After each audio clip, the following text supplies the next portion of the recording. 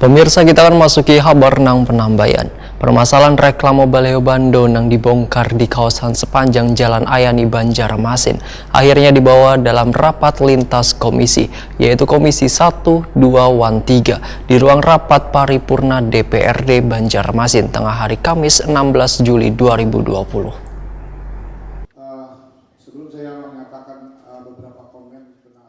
Permasalahan reklame Baliho Bando yang dibongkar di kawasan sepanjang Jalan Ayani Banjarmasin akhirnya dibawa dalam rapat lintas komisi, yaitu Komisi 1, 2, 3 di ruang rapat paripurna DPRD Banjarmasin tengah hari Kamis 16 Juli 2020.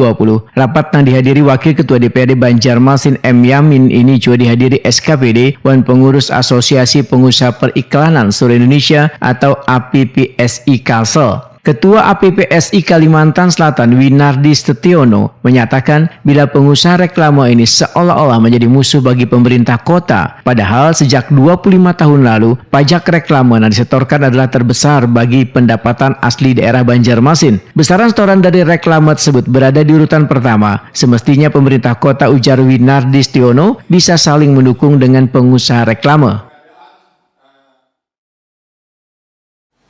Bukan ini mau menang, dan perlu Bapak ketahui di sini bukan hanya kita, Pak, tapi kami ini adalah sebagai orang tengah di mana di atas lagi ada klien-klien kami yang juga dia bisa mengambil sebuah keputusan terhadap kami. Itu yang harus dipahami. Jadi kalau ada sesuatu tolong dibicarakan kepada kami. Dan kami akan bagaimana caranya memberitahukan kepada klien-klien kami tersebut. Bukan hanya kita. Ini sudah saya kasih tahu kan beberapa kali. Mohon maaf kalau saya agak sedikit emosi ya Bapak-Bapak Dewan ya. Karena terus terang, selama beberapa tahun ini kita sebagai pengusaha seperti itu selalu merasa dijolimi terus oleh pemerintah daerah. Kami dianggap musuh di sini.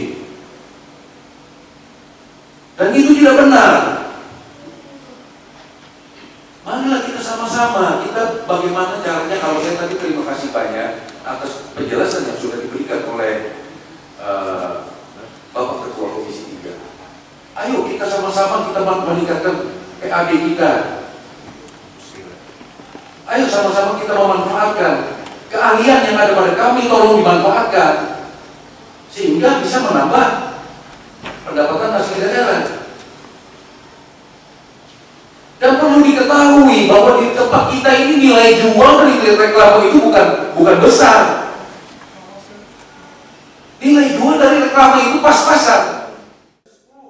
Winardi Setiono menegaskan bila berdirinya reklame Baliho Bando tersebut pada tahun 2007, sedangkan Perda nomor 16 tahun 2014 tentang penyelenggaraan reklame dan Peraturan Wali Kota Banjarmasin nomor 23 tentang petunjuk teknis pelaksanaan penyelenggaraan reklame lahir tahun 2016. Wakil Ketua DPRD Banjarmasin M. Yamin Wehtokuni Primati usai rapat menyatakan bila terjadinya pembongkaran reklame Baliho Bando tersebut lantaran kurangnya komunikasi antara kepala daerah dan instansi terkait. Politisi Partai Gerindra ini berharap adanya sinkronisasi antara pemerintah kota dengan pengusaha periklanan terkait polemik reklame Baliho Bando ini agar bisa tersikapi dengan baik. Nah, ini memang di sisi salah satunya bahwa pemerintah juga benar dalam hal menegakkan peraturan daerah. Di sisi sebelumnya juga bahwa dari pihak advertising ataupun Bando ini ada komunikasi dengan kepala daerah, artinya dengan beberapa catatan kan yang harus diinikan. Artinya dalam artian tadi jelas dijelaskan bahwa disampaikan bahwa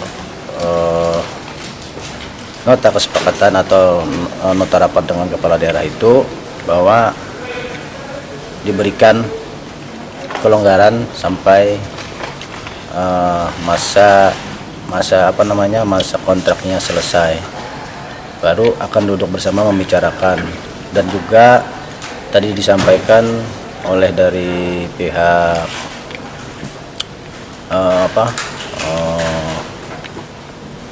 kawan-kawan ini adanya juga salah satu sumber dari PAD yang memberikan PAD di Kota Banjarmasin. Namun kita tidak mesti harus menyampaikan itu bahwa ini adalah sumber PAD, namun ini bertentangan dengan aturan pemerintah Kota Banjarmasin, ya kita tidak bisa membiarkan juga kan gitu.